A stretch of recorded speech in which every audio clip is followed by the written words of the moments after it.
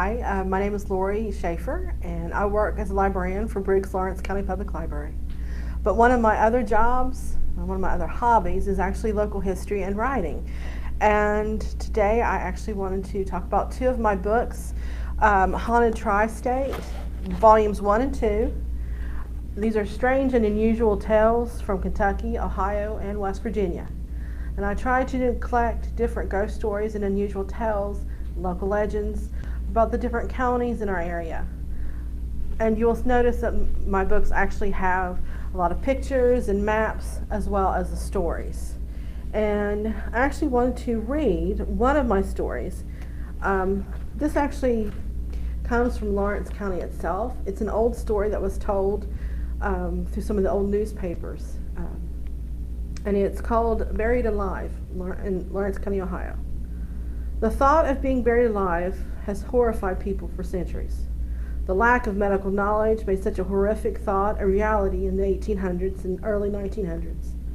People would place a string around a finger of a deceased loved one for this reason, and the string would be attached to a bell located above the ground near the grave. The bell was supposed to ring if the unthinkable had happened.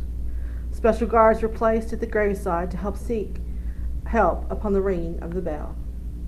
One woman in Lawrence County was not given such a bell. Her tale begins like many others. Illness had struck a wife and a mother.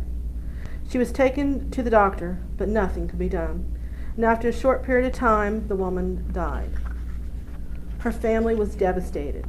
They mourned the loss like many of the day. At that time, the dead was washed and dressed. Her body was placed on display within the house. A person was set up with the dead body at night, so the deceased was never left alone, and visitors would come to pay their respects.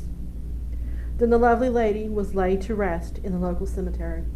Her final rest was not so peaceful. Peace also did not come to those she left behind. They could not shake the feeling that something was wrong. Sometimes dreams would come of their loved one crying out for help that would save her from her tomb. Eventually, the family could not rest without making sure she was truly deceased. And although strange, they had her body exhumed. What they saw when the coffin's lid was raised appalled them. The inside of the lid, which had been covered in lovely satin, was torn and dirty. Even the wood beneath the satin was scarred. Blood, long since dried, was on the satin and the wood. Terror. That is the only word to describe the look on the lady's face. Her last agonizing hours were written there, her fight until the last breath, trying to escape her tomb. The collar of her dress was torn, as if by releasing the collar, her lungs would find more oxygen to fill them. But no fresh air would enter the sealed coffin. The lady's hands also showed evidence of her struggle. Her nails were broken. Blood had dried on her fingers from the broken nails and splinters from the coffin's roof.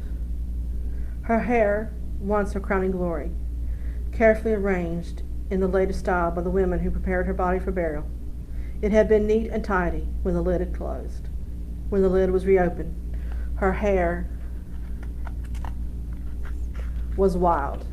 A nest of disorder showed her madness at trying to escape. She had been buried alive. Her family had been right, but they were too late to save her. She was buried again. This time, no mistake would be made. This time, she was truly.